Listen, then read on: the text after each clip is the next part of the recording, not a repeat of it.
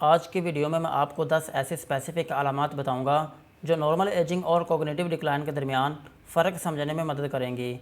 लेकिन अलामात शुरू करने से पहले एक बहुत इंपॉर्टेंट फ़र्क समझना ज़रूरी है। हर चीज़ भूल जाना डिमेंशिया या किसी सीरियस ब्रेन प्रॉब्लम की निशानी नहीं होती। उम्र के साथ मेमोरी में कुछ नॉर्मल चेंजेस आती हैं। मिसाल के तौर पर कभी कभी किसी का नाम याद ना आए, लेकिन कुछ देर बाद वो नाम याद आ जाए, या फिर नई चीज़ सीखने में पहले से थोड़ा ज़्यादा वक्त लगने लगे, या फिर कभी कभी कैलकुलेशन में छोटी सी गलती हो सकती है। इसी तरह अगर आप अपना चश्मा या कीज़ कहीं रखकर भूल जाएं, लेकिन अपने स्टेप्स याद करके दोबारा ढूंढ लें, तो ये भी आमतौर पर नॉर्मल एजिंग का हिस्सा होता है। लेकिन कोग्निटिव डिक्लाइन में सिचुएशन थोड़ी डिफरेंट होती है। कोग्निटिव डिक्लाइन का मतलब है मेमोरी, सोचने, समझने, फैसला करने या रोज़मर्रा के काम करने की सलाहियत में वक्त के साथ कमी आना। कंसर्न तब होता है जब ये प्रॉब्लम्स रोज़मर्रा की ज़िंदगी को अफेक्ट करना शुरू कर दें। मिसाल के तौर पर अपने करीबी फैमिली मेम्बर्स का नाम बार बार भूल जाना और बाद में भी याद ना आना, या फिर वो आम काम या रेसिपीज़ फॉलो ना कर पाना जो सालों से आसानी से करते आ रहे थे। तारीख, दिन, वक़्त या सीज़न को लेकर बार बार कन्फ्यूजन होना, या फिर चीज़ों को बिल्कुल गलत जगह रख देना और रिपीटेडली ऐसा ही करते रहना, जैसा कि चाबी को फ्रिज में रख देना और फिर भी याद ना होना कि वो वहाँ क्यों रखी थी। और एक इम्पॉर्टेंट बात, कोग्निटिव डिक्लाइन का मतलब हमेशा डिमेंशिया नहीं होता। डिमेंशिया एक मेडिकल कंडीशन है जिसमें मेमोरी और थिंकिंग की प्रॉब्लम्स इतनी बढ़ जाती हैं कि रोज़मर्रा की ज़िंदगी अफेक्ट होने लगती है। डिमेंशिया नॉर्मल एजिंग का हिस्सा नहीं है और इसकी डिफरेंट वजह हो सकती हैं। आज की वीडियो में हम सिर्फ आम भूलने की बात नहीं करेंगे। मैं आपको 10 ऐसी स्पेसिफिक अलामात बताऊंगा जो नॉर्मल एजिंग से आगे जाकर कंसर्न की वजह बन सकती हैं, यानी वो चेंजेस जिन्हें सिर्फ उम्र का असर कहकर इग्नोर नहीं करना चाहिए। सबसे इम्पोर्टेंट बात यह है कि इन अलामात को वक्त पर पहचाना जाए। अब सबसे पहली और सबसे इम्पोर्टेंट अलामत है रीसेंट मेमोरी का कमज़ोर होना। अगर कोई शख्स सुबह ही हुई बातचीत को बार बार भूल रहा है, 1 घंटा पहले क्या खाया था या कल किससे फ़ोन पर बात की थी, ये सब याद नहीं रहता, लेकिन 20 से 30 साल पुरानी बातें बिल्कुल क्लियरली याद हैं, तो इस पैटर्न को इग्नोर नहीं करना चाहिए। अब दूसरा वार्निंग साइन, बात करते हुए आम लफ्ज़ का याद ना आना या कभी कभी किसी वर्ड का नाम फ़ौरन याद ना आना, ये एक नॉर्मल बात है। लेकिन अगर कोई शख्स बातचीत के दरमियान बार बार बहुत आम लफ्ज़ बोलने लगे और उस लफ्ज़ की जगह अजीब तरीके से उसकी डिस्क्रिप्शन देने लगे, जैसे घड़ी को कलाई पर पहनने वाली चीज़ कहना, तो यह कंसर्निंग हो सकता है। अब तीसरा वार्निंग साइन है डेट, वक़्त या फिर जानी पहचानी जगहों में कन्फ्यूजन। अगर कोई शख्स कभी कभी आज की डेट भूल जाए तो ये ज़रूरी नहीं कि कोई सीरियस प्रॉब्लम हो, लेकिन अगर वो बार बार कंफ्यूज हो कि कौन सा दिन, महीना या साल है, सुबह और शाम में फ़र्क ना समझ पाए, या ऐसी जगह पर भी रास्ता भूल जाए जहां वो सालों से जा रहा है, तो ये नॉर्मल एजिंग से आगे की बात हो सकती है। कुछ केसेस में शख्स अपने ही नेबरहुड में गुम हो सकता है या अपने घर के अंदर भी कुछ जगहों को पहचानने में मुश्किल महसूस कर सकता है। अब चौथा वार्निंग साइन है फैसला करने की सलाहियत में नोटिसेबल चेंज। कोग्निटिव डिक्लाइन सिर्फ मेमोरी को अफेक्ट नहीं करता, बल्कि फ़ैसला करने की जो सलाहियत है वो भी बदल सकती है।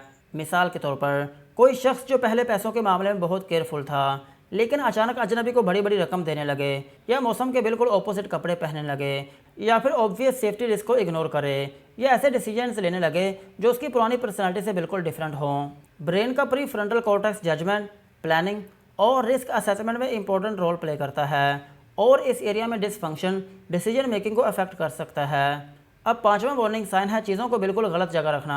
कभी रिमोट या कीज़ को गलत जगह रख देना नॉर्मल बात है, लेकिन अगर कोई शख्स रिमोट को रेफ्रिजरेटर में, चार्जर बाथरूम की अलमारी में या जूते किचन के दराज में बार बार रखने लगे और फिर याद भी ना हो कि उसने चीज़ वहाँ क्यों रखी, तो ये काफ़ी कंसर्निंग बात है। कभी कभी शख्स दूसरों पर इल्ज़ाम भी लगाता है कि मेरी चीज़ किसी ने चुरा ली है। अब छठा वार्निंग साइन है अचानक पर्सनैलिटी या मूड में नोटिसेबल चेंज। अगर एक नॉर्मली पुरस्कून इंसान अचानक बहुत अग्रेसिव हो जाए, एक सोशल पर्सन लोगों से मिलना बिल्कुल छोड़ दे, या एक ट्रस्टिंग पर्सन अपने ही फैमिली मेम्बर्स पर बार बार शक करने लगे, तो इस चेंज को भी सीरियस लेना चाहिए। अब सातवां वार्निंग साइन है वो काम ना कर पाना जो सालों से आसानी से करते आए हैं। सोचिए एक औरत 40 साल से खाना बना रही है, लेकिन अचानक अपनी फेमिलियर रेसिपी फॉलो नहीं कर पा रही, स्टेप्स मिस हो रहे हैं, इंग्रेडिएंट्स गलत ऐड हो रहे हैं और बीच में भूल जाती है कि वो क्या बना रही थी। या एक आदमी जो सालों से घर के बिल्स और पैसों का हिसाब संभाल रहा था, लेकिन अचानक सिंपली मंथली बजट जो है वो मैनेज नहीं कर पा रहा। ऐसी डिफ़िकल्टी एग्जेक्टिव फंक्शन में डिक्लाइन की तरफ इशारा कर सकती है। अब आठवां वार्निंग साइन है पसंदीदा एक्टिविटीज़ और लोगों से दूर होना। अगर कोई शख्स जो पहले फैमिली गैदरिंग्स एंजॉय करता था, क्रिकेट देखता था, गार्डनिंग करता था या फिर रेगुलरली दोस्तों से मिलता था, लेकिन अचानक इन सब चीज़ों से अपना इंटरेस्ट खो बैठे, तो इस चेंज को सिर्फ इंट्रोवर्जन समझना ज़रूरी नहीं। कॉग्निटिव डिक्लाइन में कुछ लोग सोशल सिचुएशन से इसलिए भी बचने लगते हैं क्योंकि उन्हें बातचीत फॉलो करने, लोगों के नाम याद रखने या डिस्कशन समझने में मुश्किल होने लगती है। उन्हें लगता है कि दूसरे लोग उनकी डिफ़िकल्टी नोटिस कर लेंगे, इसलिए वो सोशल सिचुएशन से दूर रहना शुरू कर देते हैं। अब नौवां वार्निंग साइन है एक ही सवाल या कहानी बार बार रिपीट करना। अगर कोई शख्स 30 मिनट में एक ही सवाल 4 बार पूछे या एक ही कन्वर्सेशन में बिल्कुल वही स्टोरी 3 बार सुनाए और हर बार उसे लगे कि वो पहली बार बता रहा है, तो ये नॉर्मल बोलने की बीमारी से डिफरेंट है। इसकी रीज़न ये हो सकती है कि ब्रेन नई इन्फॉर्मेशन को प्रॉपरली स्टोर नहीं कर पा रहा, इसलिए शख्स को याद ही नहीं रहता कि वो सवाल पहले पूछ चुका है या फिर वो पहले स्टोरी सुना चुका है। ये अलामत फैमिली मेम्बर्स को अक्सर सबसे पहले नोटिस होती है। अब आखिरी वार्निंग साइन, अगर वक्त के साथ चलने की स्पीड कम हो जाए, कदम छोटे हो जाएं, बाजू चलने के वक्त कम मूव करें, जिस्म में अकड़ावपन आ जाए और चेहरे के एक्सप्रेशंस जो हैं वो भी कम हो जाएं, तो इस कम्बिनेशन को इग्नोर नहीं करना चाहिए, ख़ास तौर पर जब मेमोरी प्रॉब्लम्स के साथ मूवमेंट में भी ये चेंजेस डिवेलप हों। ये थे 10 इंपॉर्टेंट वार्निंग साइन जो नॉर्मल एजिंग और कॉग्निटिव डिक्लाइन के दरमियान फ़र्क समझने में मदद कर सकते हैं, लेकिन सिर्फ एक अलामत देकर खुद से डायग्नोस करना ठीक नहीं।